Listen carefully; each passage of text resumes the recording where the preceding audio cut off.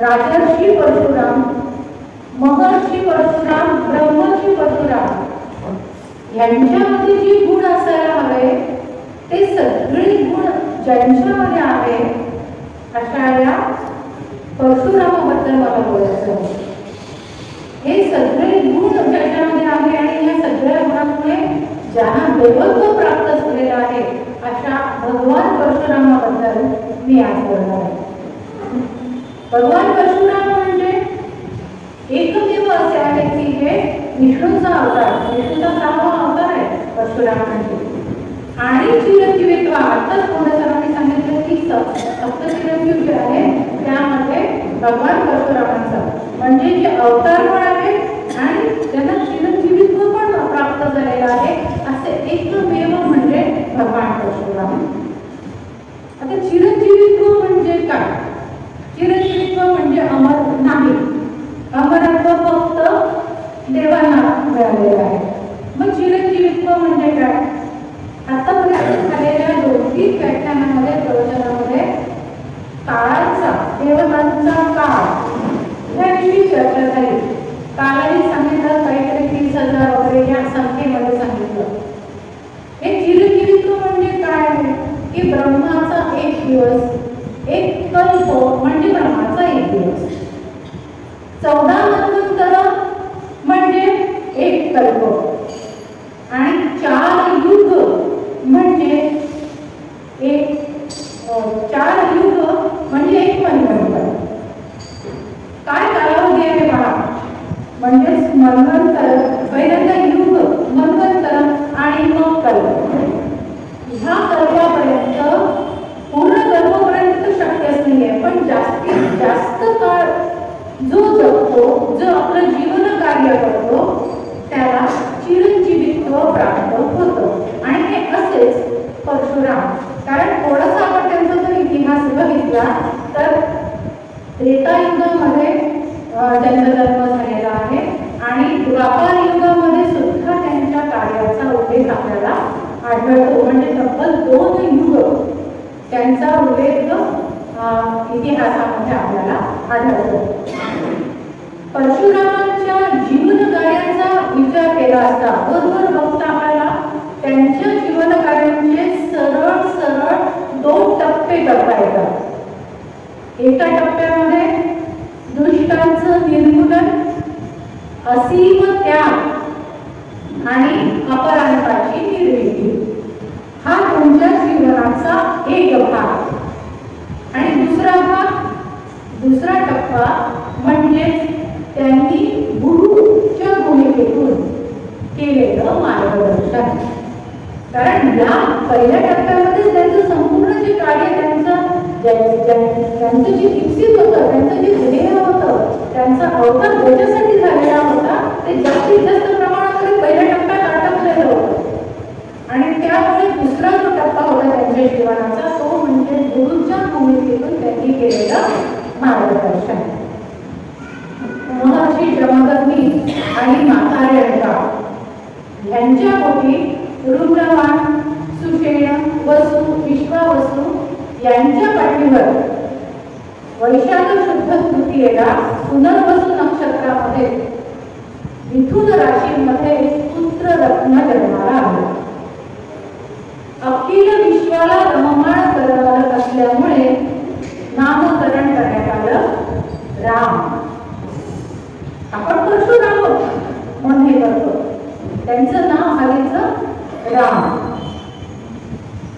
यज्ञ, होम, हवन म्हणजे आश्रमातलं जे रमणीय वातावरण आहे, जे धार्मिक वातावरण आहे, पवित्र वातावरण आहे, त्या वातावरणामध्ये हा राम हळूहळू मोठा होऊन राहिला. त्यांचं प्राथमिक शिक्षण जे आहे ते प्राथमिक शिक्षण त्यांचे पिता महर्षी जनक यांच्या मार्गदर्शनाखाली झालं. त्यांचं प्राथमिक शिक्षण झाल्यानंतर मग महर्षी कश्यपांकडे शिक्षणासाठी ते गेले. आपल्या संस्कृतीमध्ये गुरु शिष्य परंपरा ही फार छान, स्पृहणीय, अतिशय चांगली पद्धत आहे. आता या गुरुकुलामध्ये काय होतं, या गुरुकुला गुरुकुलामध्ये कशाचं सामर्थ्य आहे? गुरुकुलामध्ये पुस्तकी किडे निर्माण करायला कारखाने नाहीये की याच्यामध्ये टाकलं आणि पुस्तकं वाचले आणि तज्ञ होऊन बाहेर पडला. हे गुरुकुलाचं काम नाही. तर समाज परिवर्तनाचं केंद्र म्हणजे गुरुकुल आहे. आता याचा संदर्भ पुढे काय आहे हे थोडक्यात नंतर येणारच आहे की हे गुरुकुल का महत्वाचं आहे. समाज परिवर्तन म्हणजे शिक्षण हे इतकं महत्वाचं आहे की या शिक्षणातून तयार झालेले, या शिक्षणाच्या मार्गातून तयार झालेले उद्या समाज परिवर्तन करू शकतात. कश्यपांच्याकडलं शिक्षण, महर्षी कश्यपांकडलं शिक्षण झाल्यानंतर गंधमादन नावाच्या पर्वतावर रामाने, भार्गव रामाने शंकराची, भगवान शंकराची निस्सीम भक्ती केली, उग्र तपश्चर्या केली आणि त्या उग्र तपश्चर्याने प्रसन्न होऊन भगवान शंकरांनी 1, 2 नाही तर तब्बल 41 शस्त्र, 41 अस्त्र आणि परशु त्यांना प्रदान केले. आपल्याला माहिती आहे की आता इथे पण सांगितलं मी काय सांगणार आहे. परशुराम आतापर्यंत काय सुरू आहे? भार्गव कुळात जन्माला आलेल्या त्यामुळे भार्गवराम, त्या कुळाला भूषण असल्यामुळे भूषण राम हे त्यांचं ठेवलेलं नाव आहे. परंतु आपल्याला माहिती आहे सांगणार आहे ते परशुराम. मग या रामाचा परशुराम कसा झाला याची कथा आहे. रामाचा परशुराम होण्यामागे एकमेव कारण आहे. काय तर धर्माचं अधःपतन. धर्माचं जसं जसं अधःपतन झालं तसं तसं यांना परशुरामाचं आहे ना घ्यावं लागलं. परशुराम हे नाव धारण झालं का? ज्यांना मी त्यांनी सांगितलं होती विश्वामित्राची गोष्ट, बरोबर आहे की कामधेनूसाठी विश्वामित्र वशिष्ठांच्या आश्रमामध्ये आलेले होते. मग त्यांचं त्या ठिकाणी कामधेनूच्यासाठी मागणी झाली. अशीच कहाणी तशी तंतोतंत तीच कहाणी या ठिकाणी पण आहे. म्हणजेच विश्वरथाचे राजा, विश्वरथाचे ब्रह्मर्षी विश्वामित्र कसे झाले आणि राम भार्गव रामाचे परशुराम कसे झाले ह्याला आणखी एक कारण म्हणजेच ही कामधेनू. हयते नगरीचा राजा सहस्त्रबाहू अर्जुन किंवा कार्तवीर्य दोन्ही याचे एक असणार आहे. हा अतिशय निस्सीम असा दत्तभक्त होता. छान प्रजेचं पालन पोषण व्यवस्थित करत होता. योद्धा होता, पराक्रमी होता आणि आपल्या पराक्रमाच्या बळावर अखिल पृथ्वी, नुसता देश नाही, राज्य नाही, काही अखिल पृथ्वी त्याच्या ताब्यात आलेली होती. म्हणजे जणू पृथ्वी जिंकलेली होती. आणि अति निस्सीम दत्तभक्त होता. खूप तपश्चर्या केली. दत्त प्रसन्न झाले आणि म्हणाले वर माग. काय वर मागावा? जसा नेहमी सगळे देव मागतात, सगळे राक्षस वगैरे मागतात. त्याने मागितलं की मी अमर व्हावं. दत्ता म्हणाले नाही, अमर तर नाही, दुसरं वर काहीतरी माग. मरण हे आहेच. मग काय वर मागायचा? तर मी अशा व्यक्तीकडून मला मरण प्राप्त व्हावं की जो माझ्यापेक्षाही भक्तीमध्ये, दत्तभक्तीमध्ये माझ्यापेक्षाही वरचढ असेल. माझ्यापेक्षाही वरचढ असेल म्हणजे पहा केलेल्या भक्तीचा सुद्धा अहंकार. आणि आपल्याला माहिती की अहंकारात जसा जसा जसा वाढतो धर्माचं तसं तसं तसं अधःपतन होतं. चांगलं राहिलं परंतु कुठेतरी अहंकाराचं अंकुश मनामध्ये निर्माण झालं. एक तर प्रभावी कारण असं होतं की अखिल पृथ्वी त्याच्या ताब्यात होती. त्याला विरोध करणारं कोणीच नाही. आणि दुसरं म्हणजेच दत्ताचा कृपा प्रसाद त्यांना मिळालेला होता. आणि त्याला ही खात्री होती की आपल्यापेक्षा वरचढ भक्तीमध्ये कोणीही नाही. आणि असं असंच एकदा राजवाड्यामध्ये असताना चंद्रगुप्ताला ते म्हणाले त्यांच्या दरबारातले की मला आज थोडंसं शांत शांत असं कुठेतरी जावं वाटत आहे. राजवाड्यापेक्षा सुद्धा पवित्र असं एखादं ठिकाण, राजवाड्यापेक्षा सुंदर असं एखादं ठिकाण आहे का? चंद्रगुप्त म्हणाले आहे, राजवाड्यापेक्षा सुंदर शांत असं एक ठिकाण आहे. कुठलं? चला दाखवतो. कुठे घेऊन आले? महर्षी जमदग्नीच्या आश्रमामध्ये. आश्रमाचं वातावरण, आध्यात्मिक वातावरण, सगळे यज्ञ चालणारे ते होम चालणारे आहेत आणि त्यामुळे सगळं वातावरण धार्मिक झालेलं आहे, सात्विक झालेलं आहे आणि त्यामुळे प्रसन्न वाटलं मनाला. आणि बसते त्या ठिकाणी आता राजा आहे, पूर्ण पृथ्वीला जिंकलेला राजा आहे आणि म्हणून मग जमदग्नी त्या ठिकाणी गेले, आदर सत्कार केला, सगळं त्याचं जे काही अतिथी पूजन आहे ते सगळं केलं, आमंत्रण देऊन बसले राहिले. थोड्या वेळ बसले आणि महर्षींनी आग्रह केला की आता आपण भोजन केल्याशिवाय जाऊ नये. राजा आहे तो असा घेतला रथ आणि निघाला असं नाही होत. जसं आपण करतो ना की घेतली मैत्रीण निघाला, घेतला मित्र, असं नाही होत. लवाजमा घेऊन आलेला आहे, सैनिक आहे त्याच्या जवळ आणि हा असा जमदग्नी म्हणतात आता आपण जेवण करून जावं, भोजन करून जावं. महाराज म्हणाले की अहो मी काही एकटा नाही आहे, माझ्यासोबत इतके सैनिक आहे, कशी व्यवस्था? आपण आश्रमवासी आहात, इतकी सुविधा तुमच्याकडे नसेल, नका करू हा प्रवास. जमदग्नी म्हणाले की नका, ठीक आहे, तुम्ही काही काळजी करू नका, करतो मी व्यवस्था, अगदी थोडासा कालावधी लागेल, करतो मी व्यवस्था. आणि काय थोड्याच कालावधीमध्ये भोजन तयार. भोजन केलेलं आहे, अतिशय सुग्र असं भोजन, खाताना छान वाटलं. पण जसं विश्वामित्राचं झालं की खात होते, आवडत होतं, पोट भरत होतं, मनाला शांती मिळत होती, पण एक मन सांगत होतं की नाही काहीतरी गडबड आहे. हे एवढं सगळं झालेलं आहे, आपल्याला अगदी काही तासातच काही वेळातच आपल्याला एवढं सगळं, आपल्याला सगळ्या सैनिकांना सुद्धा इतकं छान भोजन मिळालेलं आहे. हे झालं कसं? त्यांनी विचारलं जमदग्नींना की तुम्ही मला जेवणासाठी आमंत्रण दिलं, आग्रह केला, मी बसलो, छान जेवण होतं, पण मनामध्ये एक शंका आहे. काय?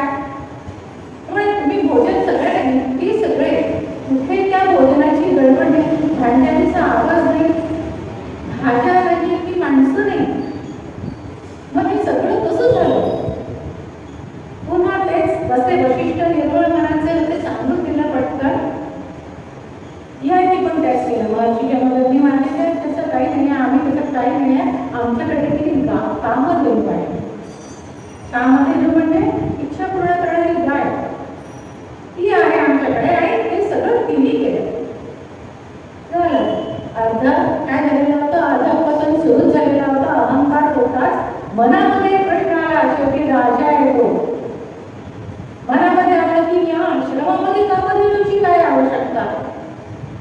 मी राजा आहे, मला राज्यकारभार चालवावा लागतो, इतकी प्रजा माझ्या सोबत, प्रजेचा सांभाळ मला करावा लागतो, अनेक अडचणी येतात. या कामधेनुची गरज कोणाला आहे? मला. आणि तशी मागणी त्यांनी जमदग्नीकडे महर्षीकडे केली सुद्धा.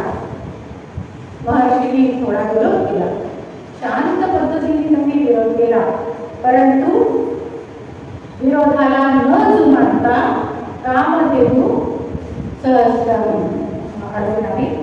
सहस्रावी तो प्राप्ती कामधेनू घेऊन गेला. एक उल्लेख या ठिकाणी आलेला आहे पहा, जमदग्नीने शांत विरोध केला. एक तर जमदग्नी आणि शांत या दोन गोष्टी विरोधाभासच सांगायला होते. कारण आपल्या घरी समजा एखादा मुलगा आला आणि तो म्हणाला आईला की मला ट्रिपला जायचं आहे, उद्या सहलीला जायचं आहे, मी बाबांना पैसे मागू का? तर बाबा थांब, सध्या म्हणतो बाबांनी जमदग्नीचा अवतार धारण केलेला आहे, आज थोडं त्यांना शांत होऊ दे, मग माग. याचा अर्थ अतिशय रागीट स्वभावाचे. पण ह्या जमदग्नीने शांत विरोध केला. कामधेनू घेऊन गेले ते वास्तविक काळात अतिशय तपसाधना असलेले ते महर्षी आहेत. थोडंसं पाणी शिंपडलं असतं, शाप घेऊन दिला असता, काम झालं असतं. तसं नाही केलं. त्याला एक कारण आहे, त्याला एक कहाणी आहे. आता या कहाणीचा परशुरामाच्या चरित्राशी संबंध असल्यामुळे ही कहाणी आपण विस्तृत पद्धतीने घेणार. की याचं कारण काय आहे की पूर्वी एकदा कधीतरी रेणुका, माता रेणुका यांच्या हातून थोडीशी चूक झाली. आता या चुकीच्या बाबतीत वेगवेगळ्या पुस्तकांमध्ये वेगवेगळ्या चुका सांगितलेल्या आहेत, ते महत्वाचंच नाही. आणि जमदग्नींना राग आला, वेळ झालेला आहे पाणी आणण्यासाठी म्हणून माता रेणुकेला, आणि मला यज्ञासाठी वेळ झाला. फारसं शुल्लक मी खूप महत्वाचं काळ आहे नाहीये, पण तरी सुद्धा मला यज्ञाला करा, माझी वेळ चुकली की झालाय जा पारात चढला. त्यांनी काय केलं, आपल्या रुग्णवान जो ज्येष्ठ पुत्र होता त्यांना आज्ञा दिली. त्याला आज्ञा दिली की काय कर, तू आईचं वध कर, शिरच्छेदन करून टाक. आईचं शिरच्छेदन करून टाक म्हणजे काय, वधच कर. पुत्राला सांगत आहे आईला मारायला. कोणता पुत्र करायचे का? ते नाही म्हणाले. रुग्णवान जसं नाही म्हणाला, सुषेण नाही म्हणाले, वस्तू नाही, विश्वावस्तू नाही, या चौघांनी नाही म्हटलं. आणि अरे आपली आज्ञा पाळत नाही, पित्याची आज्ञा पाळत नाही, जमदग्नी घेतला होता, केलं बसलं. तेवढ्यात राम आले, भार्गवराम, आणि त्यांनी बघितलं की आपले वडील बंधू सगळे असे झालेले आहे आणि पिता आज्ञा देत आहे.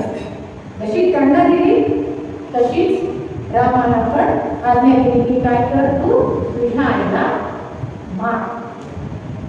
आता हे त्यांनाही जवळच होतं, पण तरी सुद्धा पहा काय चारित्र्य असतं, कसं चरित्र कसं निर्माण झालेलं आहे की त्यांनी काय केलं, दोन गोष्टीचा त्यांनी विचार केला.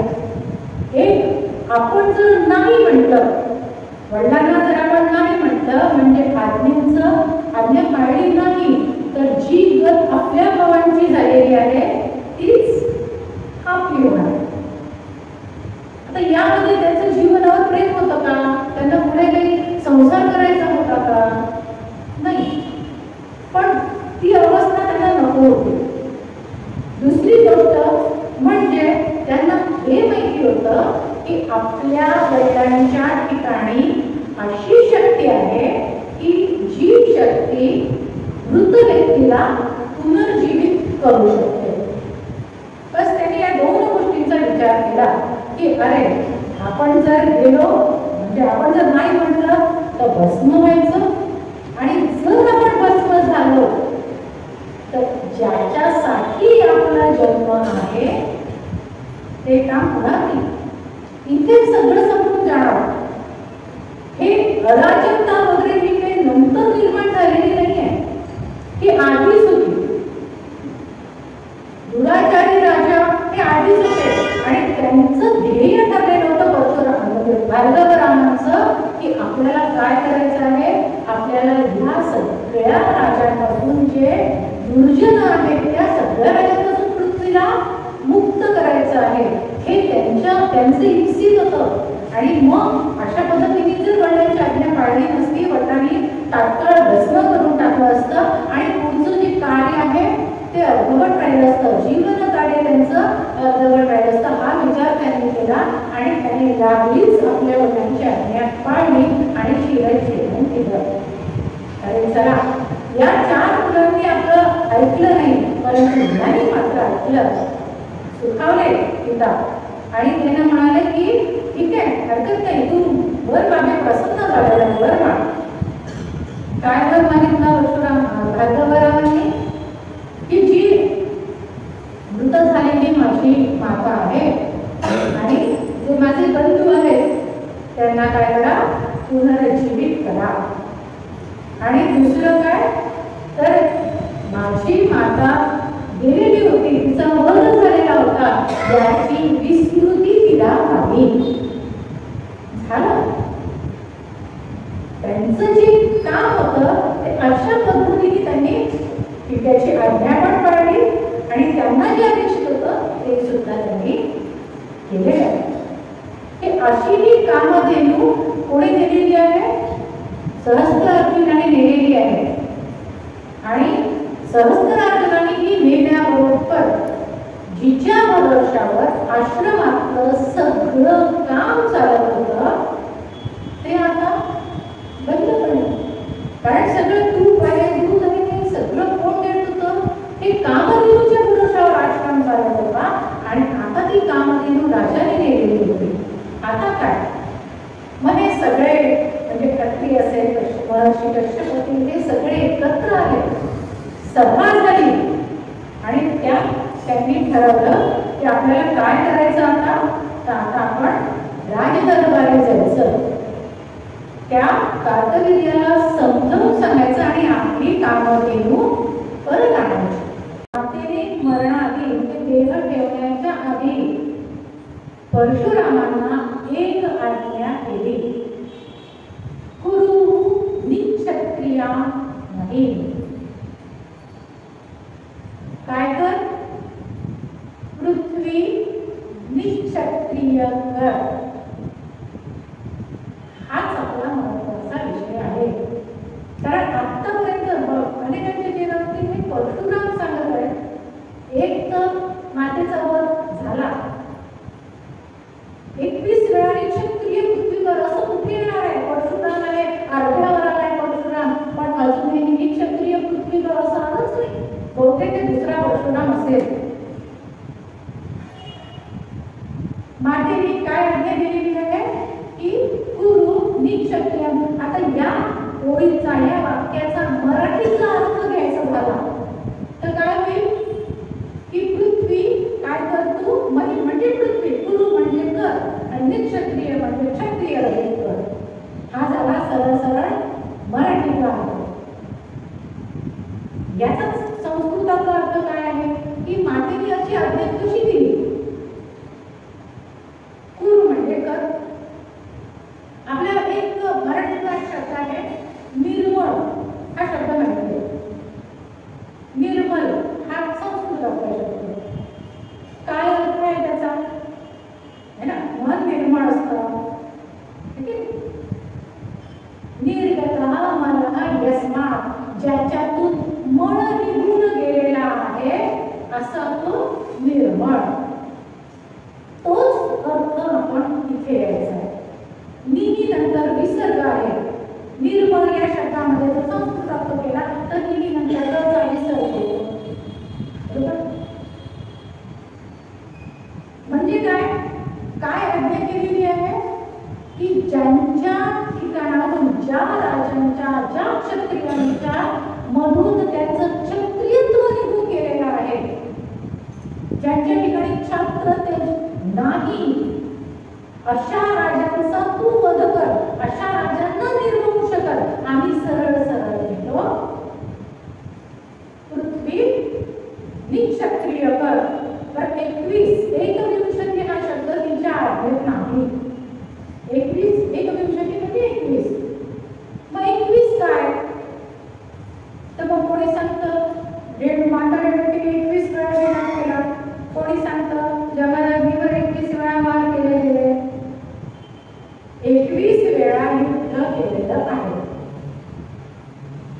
ही जी आज्ञा आहे. बरं, रेणुकाची आज्ञा कशी गेली? जी खुद्द कोण आहे? क्षत्रिय. आणि तिने जर अशी आज्ञा दिली, माता रेणुकेने अशी आज्ञा दिली की संपूर्ण पृथ्वी निक्षत्रिय करून टाक. पहिला नंबरच्या वर्णाच असतं. क्षत्रिय होते ते. म्हणून याचा नेमका अर्थ काय आहे हे माहिती असायला पाहिजे. शिवाय जनकराजा आहेत, दशरथ आहे, यांचा पुढे उल्लेख आहे. जनकाच्या बाबतीत तर असं आहे की भावार्थ रामायणामध्ये छान उल्लेख केलेला आहे. जनक राजा ब्रह्माधिकारी परशुराम तयार न मारी, एका होता प्रीती परी त्याचे घरी राहिला. परशुराम जनकांच्या घरी गेलेले आहे. आपलं शिवधनुष्य त्यांच्या खांद्यावर होतं आणि असे ते जनकांच्या घरी गेलेले आहे. आतमध्ये जायचं तर राजवाड्याच्या दरवाजापाशी त्यांनी आपलं शिवधनुष्य काढून ठेवलं आणि आतमध्ये गेले. स्नान संध्या भोजन आम्ही सगळं उरकल्यानंतर पुन्हा परत जाण्यासाठी म्हणून जेव्हा ते बाहेर आले तेव्हा दारातलं धनुष्य नाही. हे शिवधनुष्य गेलं कुठे? आता दहशत तर होतीच, जनक आपले घाबरले, काय करावं? पण शोधता शोधता त्यांना एक लक्षात आलं की अंगणामध्ये एक रेष पडलेली आहे. जमिनीवर एक रेष, ओढत ओढत गेली वस्तू की रेष पडते ना, तशी पडलेली आहे आणि समोर कुठेतरी सीता त्या धनुष्यावर घोडा उडावून खेळत. त्या धनुष्याचं वर्णन कसं आहे? 5 शती महावीरी नुचले धनुष्य तिळबळी.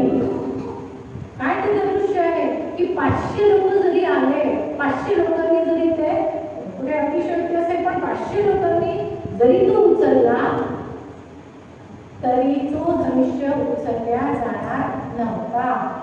आणि बालिका रूप असलेल्या या सीतेने ओढत ओढत गेला. अर्थात या सगळ्या गोष्टींची कल्पना परशुरामांना होती. त्यांनी बघितलं आणि जनकांना त्यावेळेला सांगितलं त्यांनी की आज हे जे शिवधनुष्य आहे ते शिवधनुष्य तुझ्या दरबारी राहते. ही सामान्य बालिका नाही आणि त्यामुळे हिच्यासाठी जो कोणी आदिपुरुष असेल आणि त्यांना माहिती होतं की आदिपुरुषाशिवाय या धनुष्याला कोणी उचलू शकणारच नाही. आणि म्हणून त्यांनी जनकांना सांगितलं की हिच्या स्वयंवराच्या वेळेला तुला पण लाव ही अट ठेव की जो कोणी या धनुष्याला प्रत्यंच्या चढवेल त्यालाच मी ही आपली सीता देणार आहे. हे अशा पद्धतीचं त्यांनी अट सांगितली आणि त्याने काळामध्ये निघून गेले. मग हे आलं कुठून? हे 21 वेळा निक्षत्रिय पृथ्वी केलेली आहे किंवा आणखी हे सगळं काय आहे? हे सगळं आपल्याला जाती जातीमध्ये भेद निर्माण करण्यासाठी कोणीतरी केलेलं आहे. वास्तविक पाहता त्या ठिकाणी त्यांनी जे केलेलं होतं अनेक राजांना त्यांनी मारलेलं होतं. पण पहा पुन्हा काय आहे की राजांना मारलं. आता समोरच्यांना काय वाटेल? राजांना मारलं, राजांना नाही. आम्ही त्या ठिकाणी प्रत्येक वेळा कुराजा असं म्हणायला पाहिजे, दुष्ट राजा असं म्हणायला पाहिजे. परंतु याच्यातला तू असेल, याच्यातला दुष्ट असेल, याच्यातला दुर्जन असेल हे जाणीवपूर्वक काढून टाकलेलं आहे आणि नुसतं राजा बनवलं.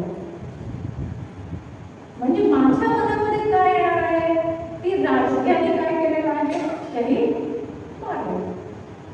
वास्तविक पाहता आपण इतिहास जर बघितला तर त्यावेळेला त्यांनी जे हजारो राजे म्हणजे ज्यांचं अराजकता जे माजवत होते त्या अनेक राजांनी त्यांनी मारलेलं आहे.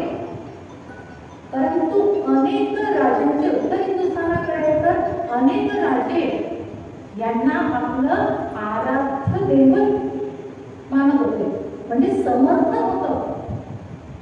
किंवा अशा यांच्या वागण्यामुळे कुठेही आक्रोश, जनाक्रोश, आंदोलन, मोर्चे असं कुठे निघाला असा इतिहासात पुरावा नाही.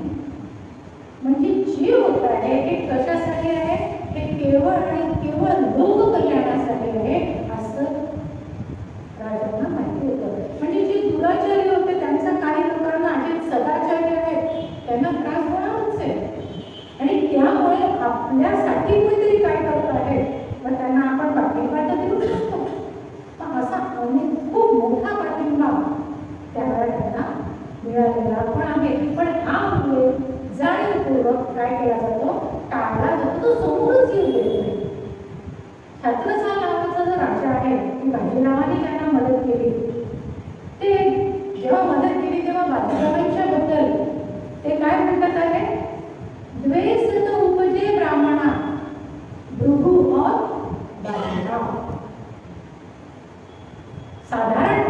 17व्या शतकातली ही गोष्ट आहे. म्हणजे तोपर्यंत म्हणजे क्षत्रियाचं तो कौतुक करत आहे, भृगूचं कौतुक करत आहे, भार्गवाचं कौतुक करत आहे, परशुरामाचं कौतुक करत आहे. याचा अर्थ तोपर्यंत हे अशा पद्धतीचं बीज पेरलं गेलेलंच नव्हतं. म्हणजे क्षत्रिय विरोधाला केलं, राज अशा पद्धतीचं, कारण समकालीन परिस्थिती आहे. त्याला माहिती आहे की हा करतोय हे आपल्या चांगल्यासाठीच करतोय हे माहिती होतं, पण ते नंतर झालं. 17व्या शतकातली ही गोष्ट आहे, त्या ठिकाणी असा कुठेही उल्लेख नाही. हे काय आहे, हे जाणीवपूर्वक केलेलं आहे. आता बाजीरावाच्याच बाबतीत झालं. म्हणजे काय आहे, कशासाठी आहे, हा अपप्रचार आहे. आणि या अपप्रचाराचे बळी कोण कोण आहेत, खुद्द बाजीरावाच आहेत. सांगते काय कसं. आता बाजीराव आता वर्गामध्ये समजा आपण म्हटलं की हा अरे मुलांना तुम्हाला पहिला बाजीराव माहिती आहे का, मुलांचं उत्तर काय येतं, बाजीराव हो तो मस्तानी मला बाजीराव. आता पूर्ण बाजीरावाच्या जीवनामध्ये मस्तानीचं काम केलं, पण आम्ही पूर्ण बाजीरावाला मस्तानी नाही करून टाकलं. आजची पिढी तरी थोडीशी सौभाग्य म्हणजे त्याला भाग्य आहे, भाग्यवान आहे असं म्हणू शकतो, कारण आम्हाला इतिहास माहिती आहे. आमच्या म्हणजे याचा परिणाम मी गुरुकुल मगाशी जे म्हटलं की का महत्वाचं आहे, कारण आम्ही जे लहानपणी शिकलेलो आहे ते आम्हाला आज पण माहिती आहे. त्याचा परिणाम आमच्यावर आज पण झालेला आहे. आम्ही आमच्या मुलांना सांगू शकतो की नाही रे बाबा, बाजीराव म्हणजे फक्त मस्तानी होतं नाही बरं, बाजीरावांनी युद्ध पण केलं होतं. ते सांगायची वेळ येते, युद्ध कोण केलं होतं काशी तो कोणाला माहितीच नाहीये. आणि तो सिनेमा बघितला, कोणाने सिनेमा बघितला बाजीरावांचा, आणि बाजीराव म्हणजे काय, तर त्याच्या डोक्यामध्ये काय झालं, ती प्रतिमा त्याच्या डोक्यामध्ये फिट झाली की हा बाजीराव म्हणजे काय, दिवाळीवर नाचणारा, माकड चेष्टा करणारा आणि मस्तानीच्या होती बाजीराव. हे जेव्हा मोठे होतील आणि त्यांच्या मुलाला सांगायची गरज नाही पडणार. गुरुकुलाची चा महिमा असे आहे की तुम्ही जे शिकवता ते मुलांना त्यांच्या डोक्यात फिट होतं आणि आयुष्यभर आमच्या नाही का लक्षात राहिलं. आम्ही 4थ्या वर्गाच्या इतिहासाच्या पुस्तकामध्ये शिकलेलो होतो की समर्थ रामदास स्वामी शिवाजी महाराजांचे गुरु होते. शिकलो आपण. आज काय ऐकतोय, समर्थ रामदास स्वामी शिवाजी महाराजांचे हद्दपारच करून टाकले. संत तुकाराम महाराज शिवाजी महाराजांचे गुरु होते आहेतच. समर्थ रामदास स्वामी म्हणा काय किंवा संत तुकाराम समतुल्य आहेत. विरक्तीच्या मार्गावर एक चालणारे, प्रवृत्तीच्या मार्गावर एक चालणारे, दोघंही समतुल्य आहेत, दोघंही गुरु आहेत. पण अट्टहास असा आहे की समर्थ रामदास स्वामी नाही. संत तुकारामांना आक्षेपच नाही आहेतच, त्यांची तेवढी प्रभुत्व त्यांचा आहेच त्या क्षेत्रावर. पण म्हणजे आता शिवाजी महाराजांनी 2 गुरु, शिवाजी महाराजांना गुरु बसू शकतात का? आता प्रत्यक्ष दत्तांनी जे स्वतः सद्गुरू आहेत ते 24 गुरु केले आहेत. छत्रपती शिवाजी महाराज 2 गुरु नाही करू शकत. हाही भाग जाऊ द्या, त्या गुरूंच्या उपदेशाचं थोडंसं आपण हे खोलात पण जात असेल. बरं, हे सगळं आपण प्रचार करत असताना त्यांना ते माहिती नसतं काय, त्यांना इतिहास माहिती असतो, त्यांना सत्यता माहिती असते, पण अर्ध सत्य समोर आणायचं. या दोघांच्या बाबतीत जर विचार केला तर काय आहे की दोनही गुरु आहे, त्यांच्या उपदेशाच्या बाबतीत जर विचार केला तर दोघांनी सारखाच एकात्मता आहे, त्याच्या एकरूपता दिसते आहे. वास्तविक अर्थात एक विरक्तीच्या मार्गाने जाणारे, एक प्रवृत्तीच्या मार्गाने जाणारे, पण छत्रपतींना जेव्हा त्यांनी उपदेश केला तेव्हा त्यांनी दोन्ही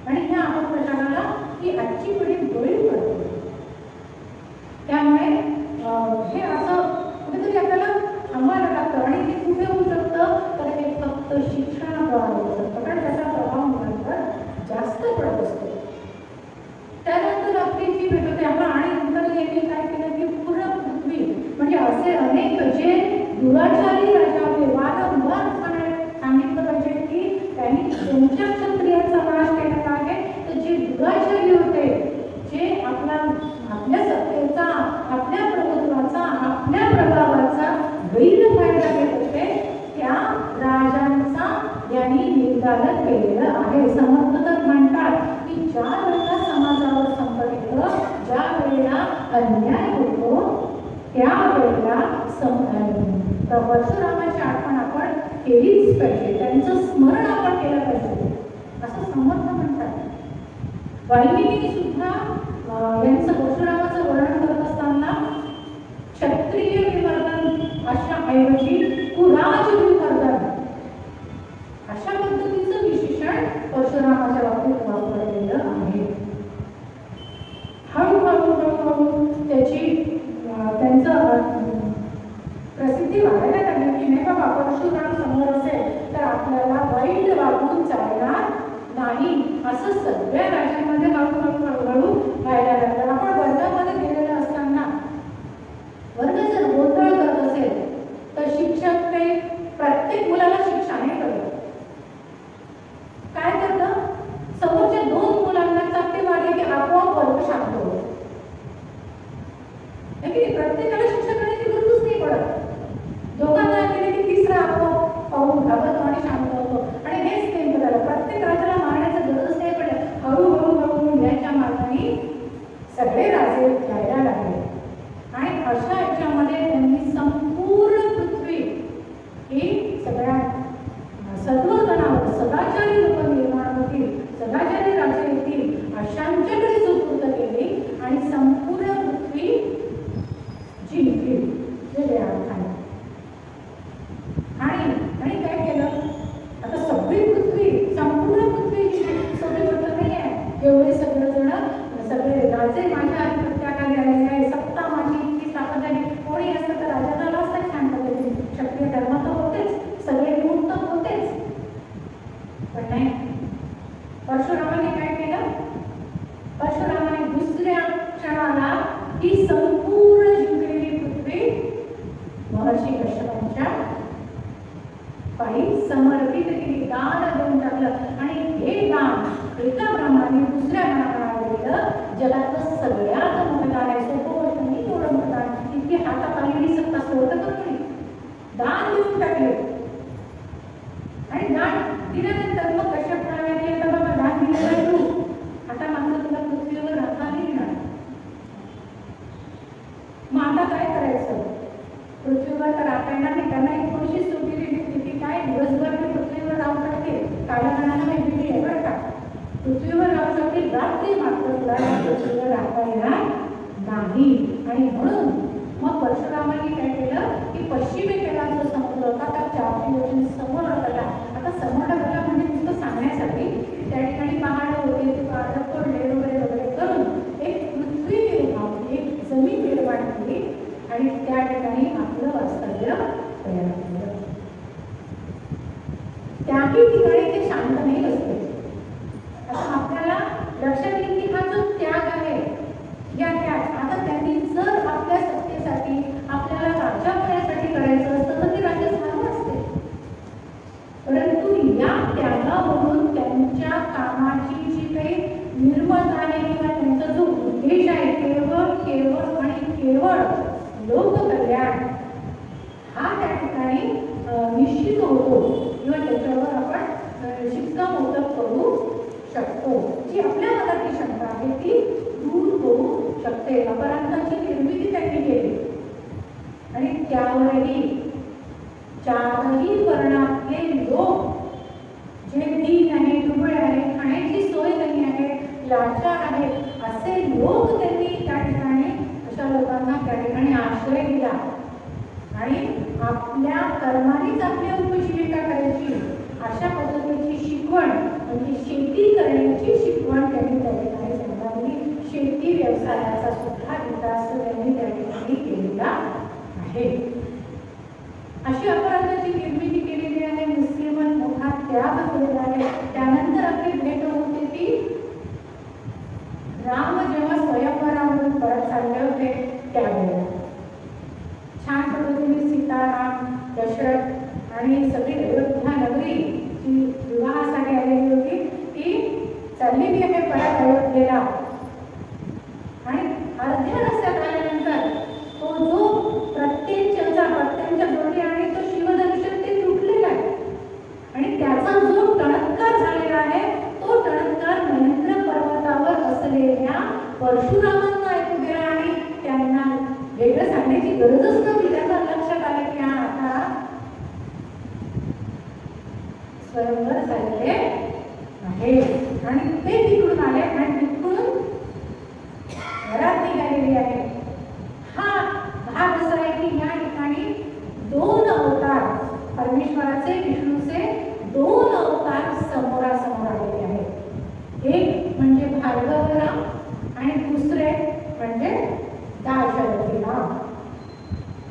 याही बाबतीमध्ये काय सांगितलं जातं की समोर आलेले आहेत राम आणि परशुराम समोर आलेले आहेत, घनघोर युद्ध झालेलं आहे आणि दाशरथीरामाने भार्गवरामांना हरवलेलं आहे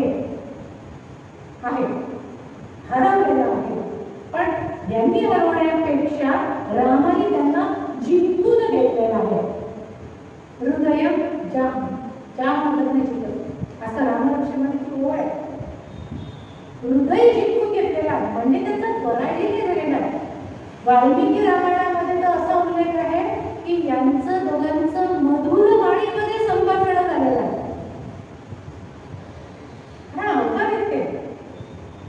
आणि संवाद केला परमेश्वराचे 10 अवतार म्हणजे अनेक अवतार आहेत पण जे आपल्याला माहिती आहे असलेले 10 अवतार त्यापैकी एक तरी अवतार असा आहे का की जो सज्जनांचं निर्धारण करणारा आहे. असं परमेश्वर सज्जनांचं निर्धारण करण्यासाठी अवतार घेईल का? आम्ही जर परशुरामांचा अवतार आहे असं मान्य करतो तर मग ते सज्जनांचा संवाद करेल का? नुसतं संवाद करेल का? 20 लाख क्षत्रिय मारला पण 30 लाख क्षत्रिय मार असं करेल का? नाही, हे असं नाहीये. राम आणि परशुराम यांच्यामध्ये संवाद झालेला आहे.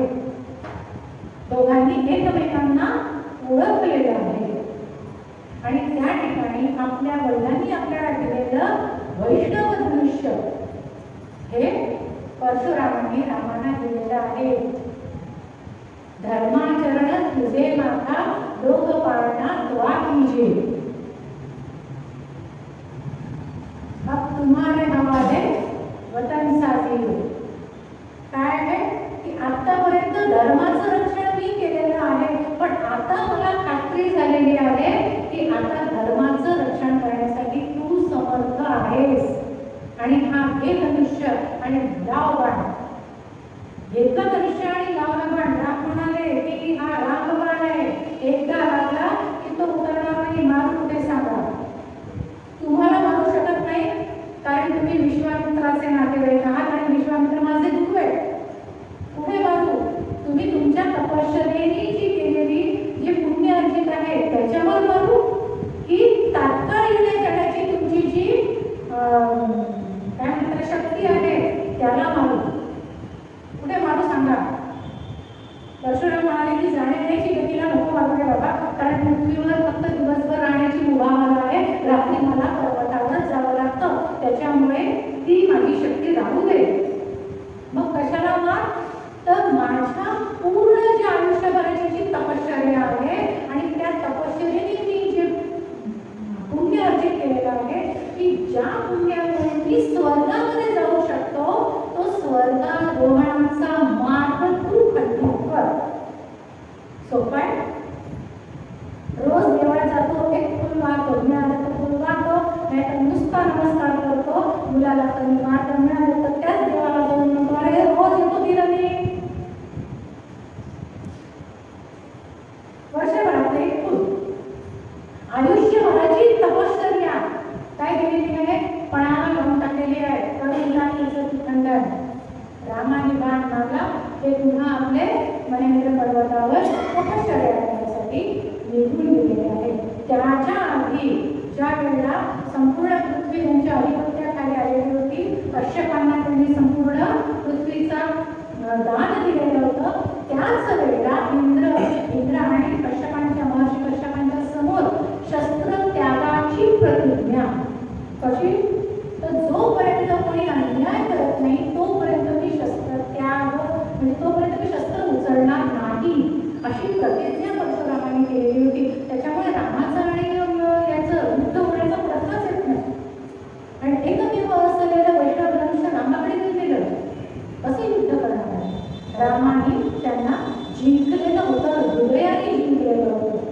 त्यांनी आपली तपश्चर्या एकदा बोललेली होती, ज्या वेळेला द्वापर युगामध्ये अंबेच्या प्रसंगामध्ये भीष्माचार्यांशी त्यांना युद्ध करावं लागलं. त्याही याच्यामध्ये आपल्याला काय होतं की पितामह भीष्माशी युद्ध केलं, पितामह भीष्माने त्यांना परशुरामांना हरवलं. आता या ठिकाणी सुद्धा घनघोर युद्ध झालेलं आहे, खूप युद्ध झालेलं आहे, समान युद्ध झालेलं आहे. आता या द्वापर युगामध्ये पितामह भीष्म, द्रोणाचार्य आणि बालश्री कर्ण हे तिघेही परशुरामाचे भक्त. आणि भीष्माचं आणि अंबेच्या याच्यामध्ये अंबेवर अन्याय झालेला होता आणि म्हणून तो पहिले सांगून पाहिलं त्यांनी की नको रे बाबा भीष्म असं असं कर. पण भीष्म जेव्हा ऐकले नाही, कारण त्यांचीही प्रतिज्ञा होती, त्यांनी ऐकलं नाही तेव्हा त्यांनी युद्धासाठी तयार हो असं म्हटलेलं आहे. आता हे युद्ध कोणाचं आहे? हे युद्ध गुरु शिष्याचं आहे. यामध्ये हरलं कोणीच नाही, जिंकलं कोणीच नाही, परंतु जे युद्ध झालं ते युद्ध मात्र समान झालं. नारदांच्या मध्यस्थीने युद्ध थांबलं, परंतु झालं असतं आणि परशुराम हरलेही असते तरी ते त्यांच्यासाठी भूषणात्मक होतं. कारण इथे बसलेल्या सगळ्या शिक्षकांना माहिती आहे किंवा जे कोणी शिक्षक असेल त्यांना माहिती आहे त्यांचा सगळ्यात मोठा पराभव, त्यांचं सगळ्यात मोठं जिंकणं कुठे असतं? जेव्हा त्यांचा शिष्य त्यांच्यावर चढवतो. त्यावेळेला त्या प्रसंगामध्ये मधून आलेला जो गुरुला आनंद आहे त्याच्यासारखा दुसरा आनंद असते की अरे आपण जे शिकवलं त्याच्यामध्ये आणखी यांनी स्वतःचं मिळवलं आणि हा आपल्यावर झालेला आहे. म्हणजे पितामह जिंकले असते तरी सुद्धा परशुरामांना आनंदच होता. पण नारदांच्या मध्यस्थीने ते युद्ध थांबलं. पण शिष्य सुद्धा कसे तयार केलेले आहे आपण पाहतो महाभारताच्या युद्धामध्ये. हे तिघेही ज्या वेळेला यांनी स्वतःहून शस्त्र टाकले त्याच वेळेला हे मारले गेलेले आहे. जोवर त्यांच्या हातामध्ये शस्त्र होते तोवर हे तिघेही अगदी अर्जुन असला तरी सुद्धा अभेद्य होते. असे शिष्य त्यांनी तयार केलेले आहे. आणि यानंतर मग जेव्हा हे जे युद्ध आहे त्याच्या आधी ही सभा झाली होती की हे युद्ध होऊ नये. महाभारताचं जे 18 दिवसाचं जे चालू असलेले युद्ध आहे ते युद्ध होऊ नये याच्यासाठी एक सभा झाली आणि कृष्णाने शांतिदूत म्हणून त्या ठिकाणी काम केलं. त्यांच्यासोबत परशुराम पण त्या ठिकाणी आले. परंतु दुर्योधनांना सांगून सुद्धा दुर्योधनाने काहीही ऐकलं नाही. युद्धासाठी तो तयारच होता किंवा युद्धाने नकार दिलाच नाही. ते पाहिलं आणि कृष्णाच्या समवेत परशुराम सुद्धा दरबारातून निघून गेले आणि त्यांची सदैव दर्शनाची ही शेवटची. आपलं धर्म आता पुढे कोण चालवणार? तर उत्तराधिकारी म्हणून त्यांनी दाशरथी रामाला सोपवलं सगळं धर्मांतरण आणि आपण निवृत्ती घेतलेली आहे. यांचं हे एवढं मोठं कार्य पाहू जाता, त्यांच्या दानाचा महात्म्य आपण पाहू जाता. आपल्यासारखे बालबुद्धी असते, आपल्यासारखे बालबुद्धी असते ते काय वर्णन करणार आहे त्यांचं. आणि म्हणून मग त्यांच्या कार्यमीमांसेचे जर आपण त्यांच्या कार्याची जर मीमांसा करण्याचा प्रयत्न केला तर एकच थोडंसं असं म्हणावं असं वाटतं की ज्ञाननिष्ठ रोहन संस्कृती ज्या ठिकाणी आहे युगानविषय रोहन त्या संस्कृती हजारो. तिथे बघाच स्तंभी चित्कार आज आहे. परी संस्कृती जियाची अक्षुण्य विश्ववंद्या. ती मात्र भूमी नाही, केवळ भूमी नाही, ती मात्र भूमी नाही, ती मात्र भारत माता की जय.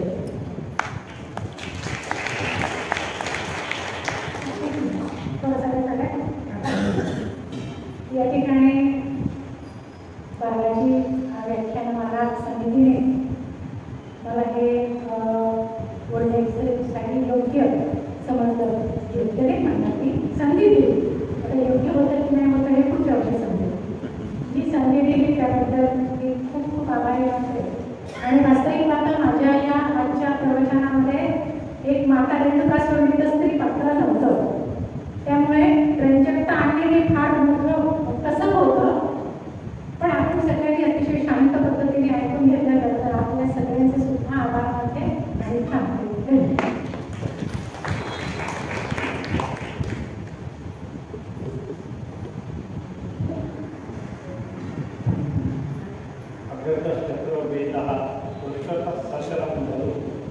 इदं शास्त्रम इदं ब्रह्म शापादपि शराब.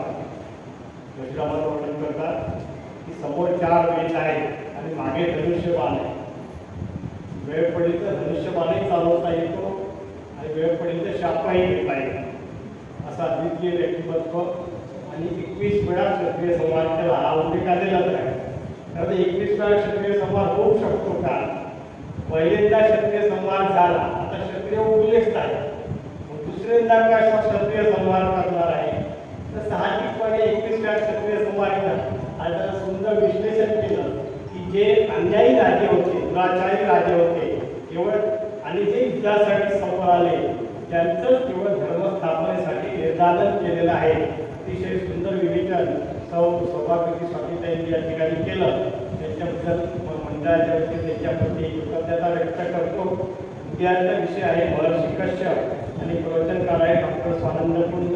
आपण सगळ्यांनी सुद्धा या संख्येने आणि सगळ्यांनी उपस्थित राहावं, वेळेवर उपस्थित राहावं. प्रवचन ठीक 7:30 वाजता सुरू होईल आणि आयोजकांच्या वतीने आजचं हे प्रवचन या ठिकाणी संपलं असं मी जाहीर करतो. गोविंद हरि गोविंद गोकुलनंदन गोविंद गोविंद गिरि गोविंद श्री वेंकटेश गोविंद.